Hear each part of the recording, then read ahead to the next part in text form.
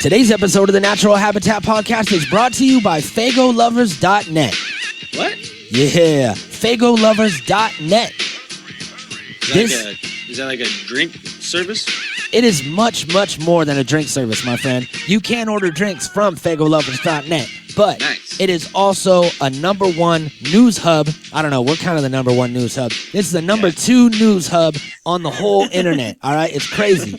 And you go there, it doesn't only have Fago news, but it has news on your favorite underground music labels. That's what I'm trying to say. The whole underground. It's got Psychopathic Records. It's got Rhyme Sayers Entertainment. It's got Strange Music. It's got the new thing that Hobson's doing. It has like, Team Backpack News. Nice. All these different underground circuits, as well as videos, interviews. What else does it have? It's got the Natural Habitat Podcast. That's right. It's got some ads for the Natural Habitat Podcast, as well as a couple episodes. I want to say they've been showing some love, over the past year or so. I remember when we put out the Dirtbag Dan episode and the Kung Fu Vampire episode. They shared both of those. Nice. Put them in their vidges section. So that's dope. They're always showing us love. They've always been sharing my music for years and years. So, it's about time that we spread some love back to them. Just like STDs, we will pass this love back and forth between each other. And sharing is caring, bro. Yep. Get these crabs together. So go to FagoLovers.net. That's FagoLuvers.net. .net. And bookmark that shit and check it every morning like I do.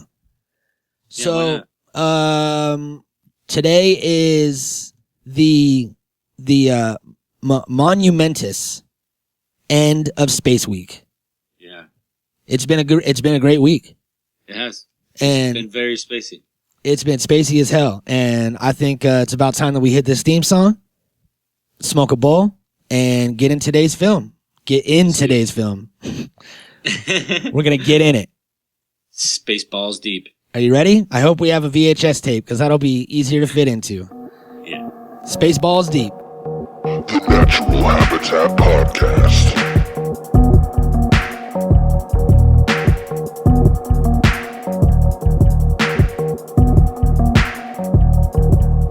The Natural Habitat Podcast.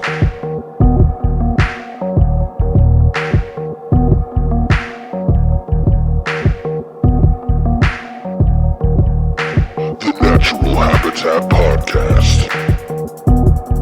Yo, welcome to the Natural Habitat Glitchcast. Yo. Don't worry, I'm gonna replace that theme song with a brand new one in the editing process. Hell yeah. Right now, we're doing some screen sharing on Skype, and it's fucking everything up. It's making everything a little bit laggy, but as long as everything sounds good, that's all I really care about. Fuck it. You know what? I'm going to stop this sharing right now. Just for a little bit. Just till we get into these vidges. No worries. So, welcome to the show, everybody. Thank you for tuning in. This is the Natural Habitat Podcast, and my name is unknown.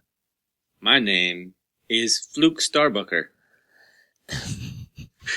And we are here to talk about... Uh-oh. All right, I fixed it. We are here to talk about a film that is near and dear to our hearts, simply because we were talking about it before we started recording, and that is Mel Brooks. Yeah. That's something that is a staple in our childhoods. You grew up, Robin Hood Men in Tights was the first thing that came to your head that you watched a lot. I watched that a lot too. But Blazing Saddles was mine. And I must have seen that movie 100 times before it was appropriate, before I was at an appropriate age. You know what I mean? So and the unique thing about Mel Brooks is you could find his humor in everything he does. Every single thing that he makes is very similar, regardless of the plot or storyline. And he commands the same type of acting from his characters, you know what I mean? And they all just have some, it's hard to describe the way something feels, right? Yeah. It's super hard. We're always trying to do that. We're always trying to describe how something feels, and it's like almost impossible. But it feels nostalgic. It feels like I can't really explain it. It feels like something you've seen before, even if it's the first time you've seen it. Mm-hmm. You know, it feels like. I don't know. It's hard to explain, but it's funny. He's got this certain type of humor about him, and he's just really like the OG when it comes to and it's like satirical stuff. It's like a silly fucking like a weird silly humor.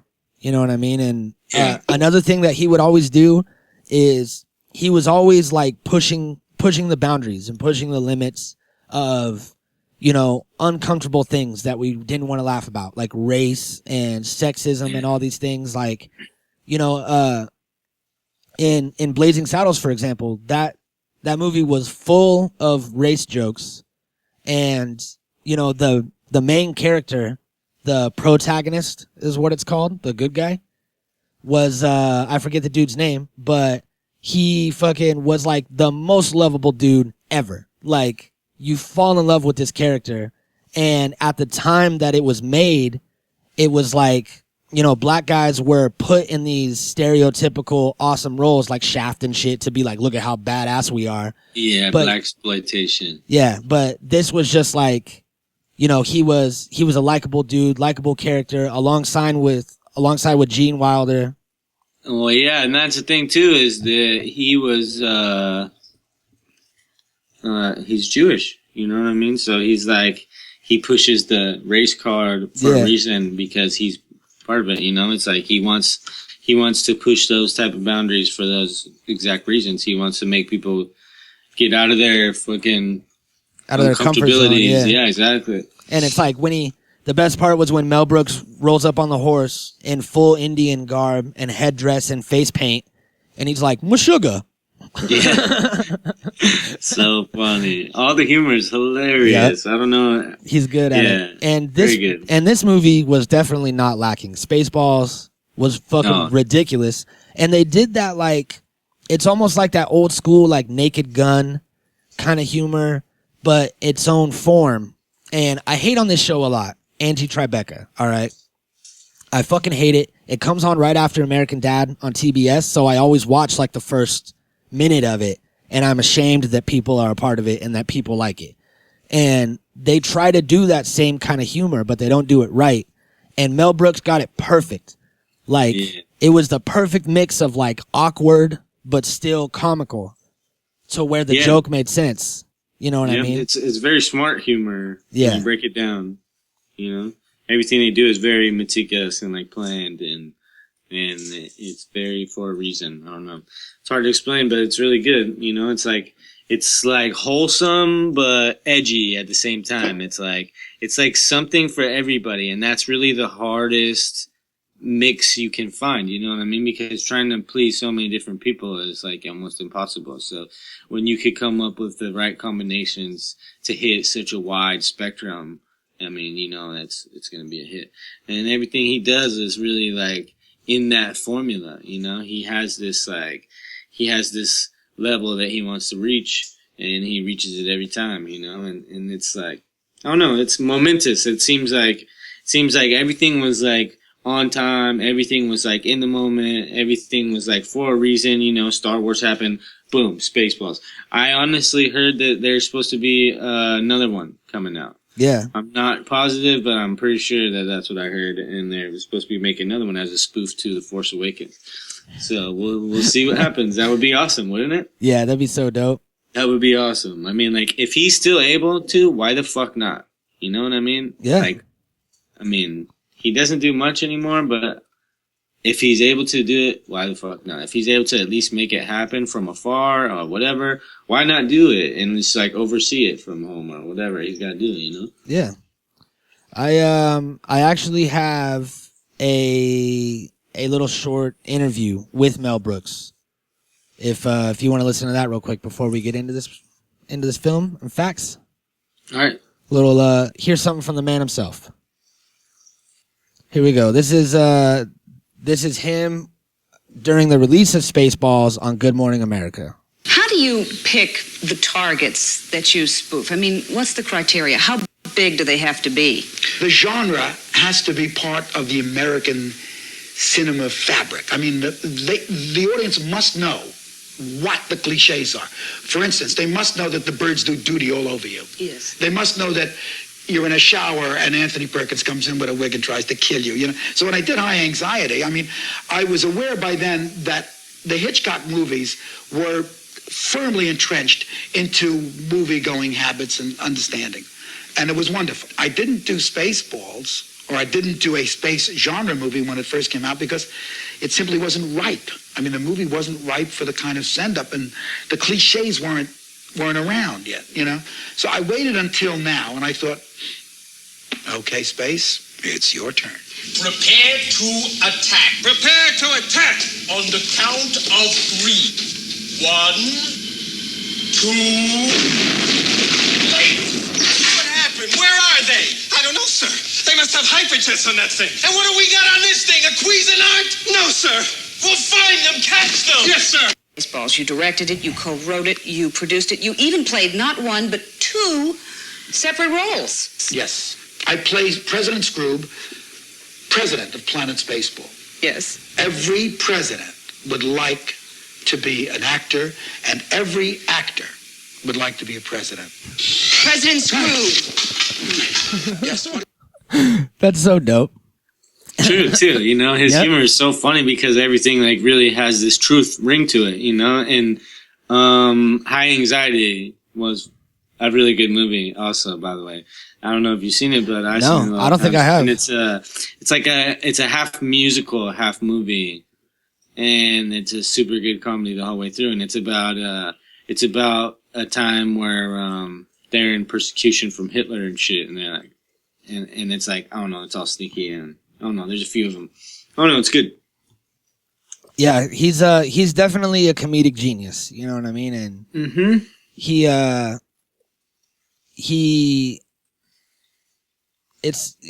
still around. He's still alive, doing healthy. I saw an interview with him on Jimmy Kimmel Live, just looking old as shit, but still good. The most recent thing I seen from him was Comedians in Cars Getting Coffee with Jerry Seinfeld. That's right. And he was really good, actually. He was there with one of the other guys that's been in a million things.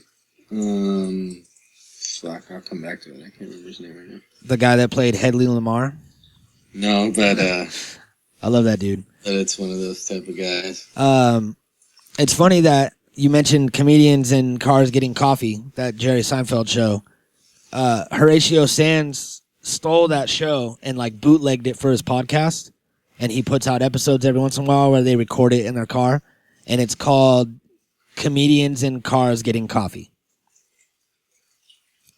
It's called the exact same thing. He didn't change anything at all. It's just hosted by him instead of Jerry. And it was a good idea. Some genius shit. Just hey, how am I going to get people to search my show? Just name it a show that's already established. I do that with songs. Mm-hmm. Funny, yeah. Yeah, why not? So I think it's about time that we get into a smoke sesh. Fuck yeah. I was You're let's fucking smoke already, Mikey. Jesus. All right. I mean, Abenibus. Jesus. I mean, Genibus. We don't fuck with Jesus around here. Mm-mm. All right. I love Jesus. I love Pedro. I love fucking album. But no Jesus. No. I know that Jesus is a Mexican name, Jesus. But are there any Mexicans named Jesus? No. Yeah, I didn't think so. Because Jesus ain't real. Everybody out there, flick your bics, snap your pics, and hashtag them NHP Smoke Sesh. Oh.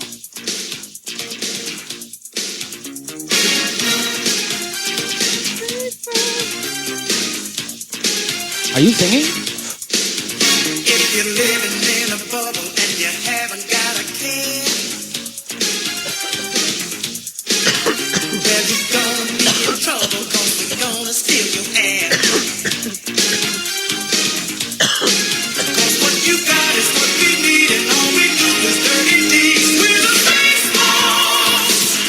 Watch out, 'cause we're the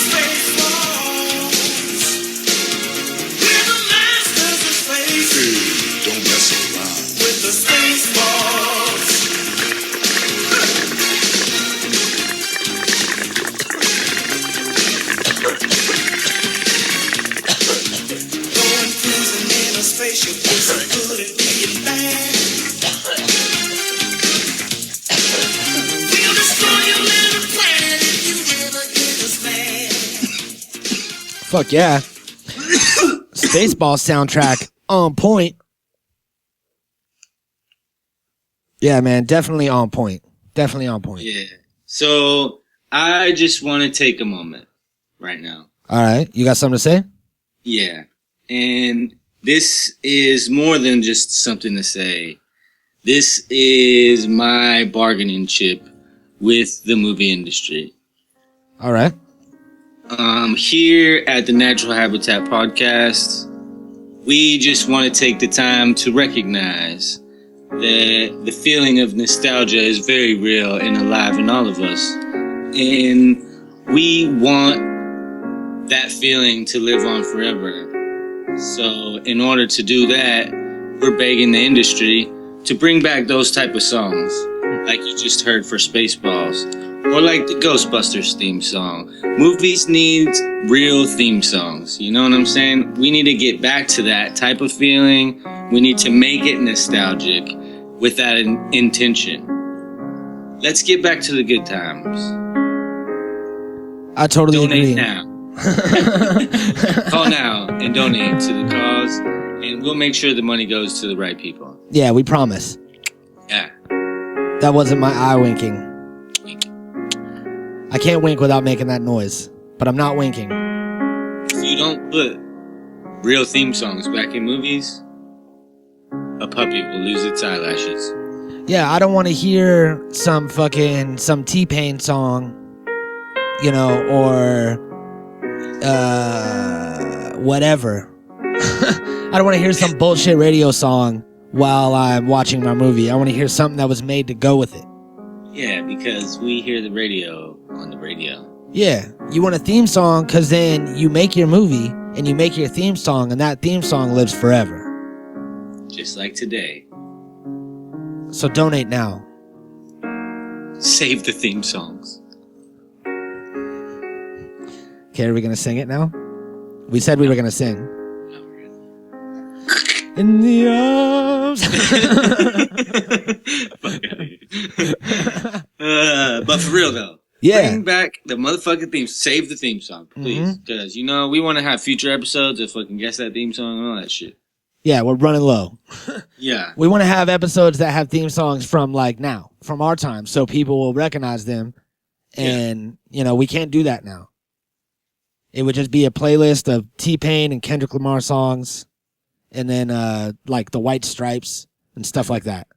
You know, that's what we would get if we were to compile theme songs from shows in the past, 10 years. Yeah. And it's gross. So stop it. All right. I have an interesting little factoid on this movie. Spaceballs facts coming in hot. Spaceballs facts. If you look really close, you can actually spot the Millennium Falcon in this movie. And it's in the diner scene when they're at the space diner. What happened was George Lucas got a chance to read the script when it was in pre-production. He liked it, and he decided to have Industrial Light and Magic, his special effects company, help to make the movie. So a lot of the effects that you're seeing are actually from Industrial Light and Magic, as well as the Millennium Falcon. They threw it in the parking lot of the space diner. So if you look out the window, you can see it just chilling. Just chilling. Big old piece of shit. I'm definitely going to have to look for that now. Mm-hmm. And another thing, Dark Helmet, who is played by Rick Moranis, who's one of my favorite nostalgic actors. He was in Honey, I Shrunk the Kids. For sure. And fucking all those movies were my shit. And we were actually talking about him recently. Like a few weeks ago, we brought him up for something, and it was when we were doing Ghostbusters, or we were talking about Ghostbusters or something. I don't think we ever did Ghostbusters. Stuff. Yeah. But I found out that he moved away from Hollywood because he didn't like the business and how it was run. Yeah. So he did some movies, got some money, moved away, bought some property, and lives there with his family. He's like a normal guy. Part of it, yeah, that was the second part of it, was that he wanted to leave while his kids were still young. Yeah. So he had a chance to be there while his kids grew up. Yep. And he said that there was a possibility of him coming back later, but Yeah, which that's commendable. You know what I mean? There's a lot of famous people that don't ever see their kids. Their kids are raised by their nannies. You know? Yeah, honestly, that's like the most commendable if you think about it. You know, like he's sacrificed more than anybody really by doing it. So he had the idea to change his voice because when the helmet was down, he would have like a dark James Earl Jones kind of Batman-esque voice. He'd be like, and then he'd pull the fucking head up and he would just be nerdy ass fucking Rick Moranis with his glasses. Just all like, hey guys. Really good. Super good. Man, it was such a good idea. And like, it's dope that they're totally making fun of the movies and the characters, but in a way to where it's almost, they're paying homage, you know what I mean? While also making fun of it, which is why George Lucas loved it so much. And it's like when you make fun of your friends is what it reminds me of. You know what I mean? Like you can't just sit here and like talk shit about somebody that like you don't know anything about and just be like, man, look at that guy's stupid fucking face. And like, I mean, I guess you can, but you can't just go walk up to him and say that. It will most likely not be a great situation. But if it's like you and me and we're hanging out somewhere and I'm like, look at your stupid face. You're like, fuck you. And then it just like turns into a joke. And it's not like, you know, like if we were to do the Beavis and Butthead music video commentary on one of our friends' music, it'd be good. It'd be a lot better than making fun of someone like Justin Bieber that gets made fun of all the time. Yeah, it'd be more personal. Yeah, so it had that like personal feel to it because they were all, I mean, Mel Brooks was a fan. He like, and like he said in that interview, he was just waiting for it to become relevant, waiting for it to become a cliche and a staple in cinema. Really is. He's really fucking smart. Evil genius, huh? You know what else is cool? Is he fucking He said he said that he got permission from Lucas to do it, and you know, like doing satire, you don't really need permission. Yeah, I mean, you don't. You can do whatever you want to do. There's is it satire law? Is that what it's called? I don't know. There's some sort of law that protects people as long as you change so many things. You have to change like names and like something else, but the rest you can keep the same. Yeah, and Lucas agreed, except for he didn't want them to merchandise the characters. No, and he said he didn't think it was fair for them to copy them and fucking merchandise the shit, like, you know, making toys and shirts or whatever, all that other shit, but. There's no way they couldn't, right? You know what I mean? Because Star Wars is the most merchandisable fucking machine in the universe. So I know. And were there any Spaceballs toys? I'm sure eventually. Or did Lucasfilms just have? Oh yeah, there's all kinds of toys. Did Lucasfilms just have the rights to it? I don't know. But still cool though, right? At least like, you know, it just shows respect amongst your peers, I guess, in a sense. And I mean, like, fucking, obviously he's been around since way before Lucas.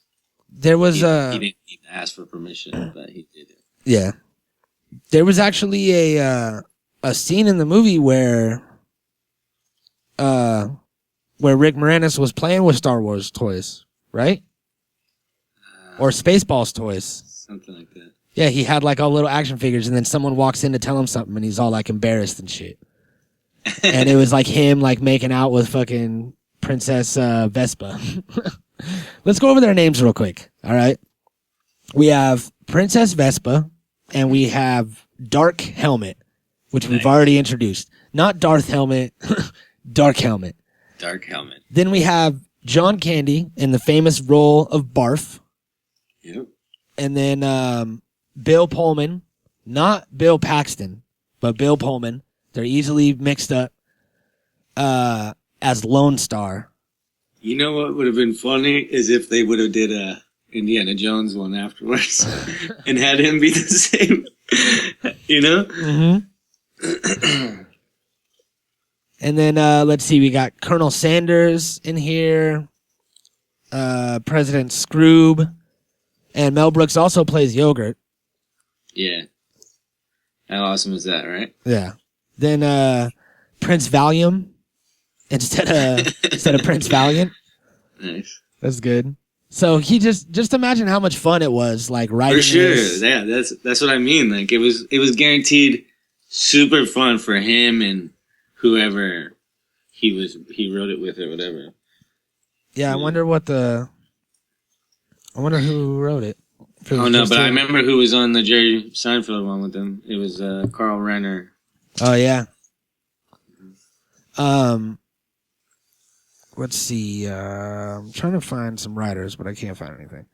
But I have a couple clips over here. If you want to dive into some of these. Yeah, let's do it. All right. Let's see. Here's something with Dark Helmet and his giant fucking helmet. This shit is so fucking huge, dude. It's ridiculous. Pardon me, sir. I have an idea. Corporal, get me the video cassette of Spaceballs the movie. Yes, sir. There's 12 chairs, blazing cells. Colonel Sanders, may I speak with you, please? Yes, sir. How can there be a cassette of Spaceballs the movie? We're still in the middle of making it. Oh, that's true, sir. But there's been a new breakthrough in home video marketing. Yes? Yes, instant cassettes. They're out in stores before the movie is finished. Here it is, sir. Spaceballs. Good work, Corporal. Punch it up.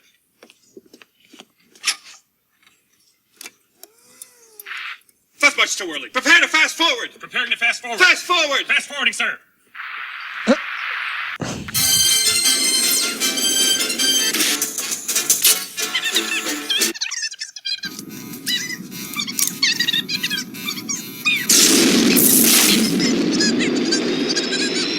It's like it's blowing his mind that he's watching something that hasn't happened yet. No, go past this. Past this part. In fact, never play this again. Right here. Stop. Ah, That's funny. it's just a live feed of them on the TV. Yeah. What the hell am I looking at? When does this happen in the movie? Now. You're looking at now, sir. Everything that happens now is happening now. What happened to then? Past then. When? Just now. We're at now. Go back to then. When? Now. Now? Now. I can't. Why? We missed it. When? Just now. When will then be now? Soon.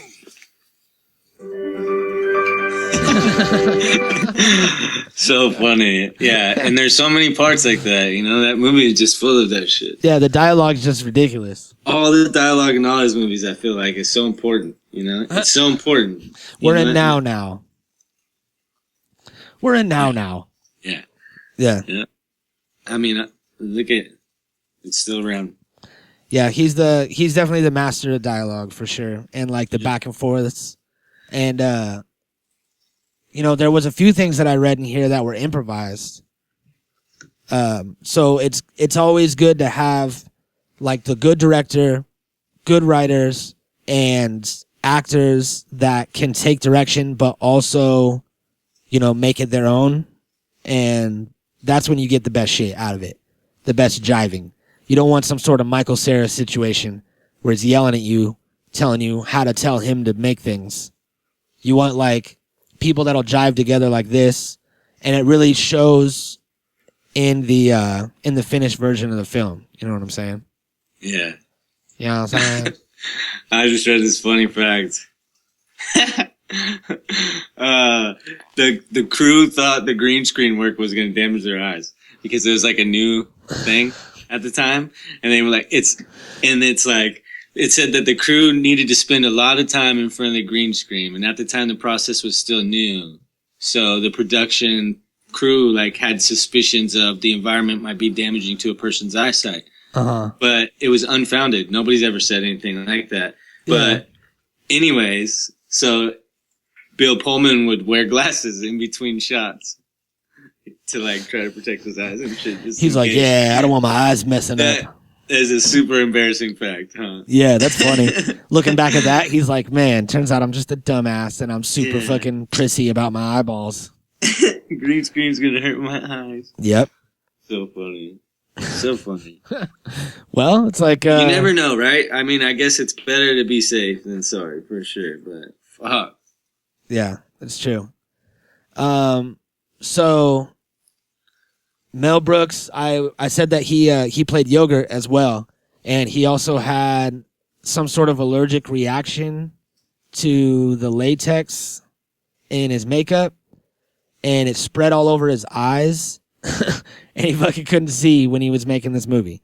And like that happens, you know what I mean? Shit happens in production, but the worst part is that he is the creator of this film, and he did it to himself. He burned his own eyes out with a latex rash on his own movie that he's in charge of. And, you know, it happens, but that must have been an embarrassing moment too. And all of these people's, you know, skin conditions and futures are in his hands. And here he is burning his own eyes. And then he's like, sorry guys. All right. Hit the makeup chair, John Candy. We're going to just put some makeup on your face. And he's like, I don't know if I want to now. Yeah, probably not. Probably not going to do that. Give me a little fucking something different. Mm-hmm. Maybe it was, maybe he was, you know, banging one of the chicks on the movie and got a little sort of, little infection in his eye, a little pink eye.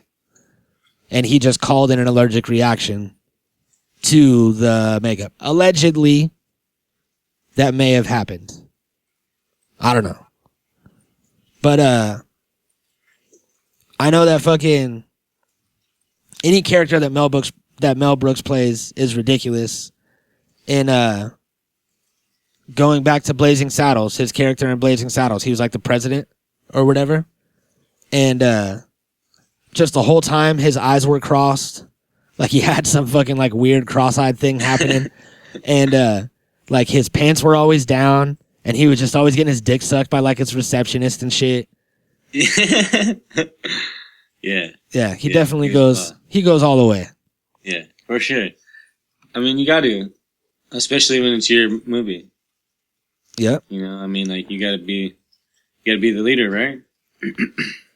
Damn. So John Candy's barf costume took 3 people to operate, much like what's his face, Jabba the Hutt. Why? Because of the tail? Yeah, well, John Candy operated the tail using a hidden control that was inside of his paw. And then 2 assistants each controlled 1 ear. Oh. Yeah. And it's like, you couldn't control both ears, I guess. It was too much work. So there was 1 person on each ear. So it took a total of 3 people. And he had to wear a 30-pound battery pack on his back the whole time. Why? For the tail? Yeah, to power the tail and the ears and like the mechanics in it. Just because it was like, you know, they didn't have iPods and little slim nanotechnology back then, so everything was huge, and he had giant gears like running through his costume and shit. Yeah. That's crazy. That's funny. Yeah, and then Mel Brooks was like, here, I'm blind because I fucking gave myself a rash, so I'm going to need you to put these gears on your body. Just kind of stuff them into your costume. I wouldn't trust that. Some sort of fucking crazy-ass battery on my back. They're worried about burning their eyes out with the green screen, but he's got a huge-ass battery on his back that probably had something to do with killing him. It probably gave him some sort of, like, it had to have, like, been bad for your, like, kidneys. Yeah. Well, maybe. All that old battery radiation. I don't know if it works with that. Yeah, I don't know. I'm just paranoid about batteries, I guess. Yeah. From the sounds of it. Yeah, apparently. So, there was a book, Spaceballs the book, which was, I think, made after the movie, and it was a novelization by R.L. Stine, which is a trip. The guy who wrote all the Goosebumps books. I'm going to look into this. Real quick. Yeah, R.L. Stine, otherwise known as a.k.a. Jovial Bob Stein, a.k.a. Brody South Dakota, a.k.a. Jody High Roller. He wrote this book. What? Out here. What? Jody High Roller, yeah, right. Jody High Roller. Let's see. It's on Amazon. 1987. So yeah, this book came out June 1st, 1987, which was the same year that the movie came out, and it was a novelization by R.L. Stine and Mel Brooks. Nice. So they like collaborated on it, and he released the movie and the novelization at the same time, which is dope. That's a good idea. Yeah, it's smart because the kids fucking... Yeah, and Star Wars had the whole book series. You know what I mean? There's like a whole book series that sets up the whole rest of the universe and shit. There's a bunch of book series, actually. Yeah. So, in this book, the Spaceballs book, they reveal the names of the dinks to be Rinky Dink, Blinky Dink, Stinky Dink, Pinky Dink, Finky Dink, and Winky Dink. Nice. So, in case anybody's wondering, you can tell them that you learned that here at the Natural Habitat Podcast. The name of the dinks. Good luck remembering them. Yeah. When you skipped over Pizza the Hut. Pizza the Hut. What about it? Lay it on them. Pizza the Hut. How it was it was a version of Jabba? Yeah, but it was like Dom DeLuise played the voice, but wouldn't play the character. He's like, so no. They had a sound effects guy or actor effects guy do it, and then after he did it, when they wanted to film additional shots, he turned it down and made somebody else do it after that. Damn, for real? I guess it was shitty being Pizza the Hut. Damn. It's like, you probably just reeked like pizza afterwards. I wonder if they had some type of like deal with Pizza Hut. They had to have. It had to have been some sort of promotional thing. That's awesome if it was. They probably got money to like pay for the movie and shit or whatever. Yeah, but they Pizza the Hut. But it might not be because he spelled Hutt. So they spelled it different, which is part of the satire law. You got to change the spelling and shit. So yeah, that's right. I don't know, man. Yeah. They might not have done it. It's original. Pizza the Hut. Pizza the Hut. All right. I got one more clip before we get out of here. What you got?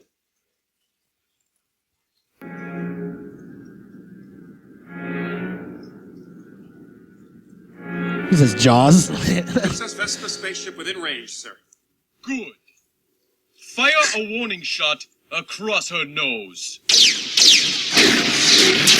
What's going on? It's either the 4th of July or someone's trying to kill us. Hey, I don't have to put up with this. I'm rich. What are you doing?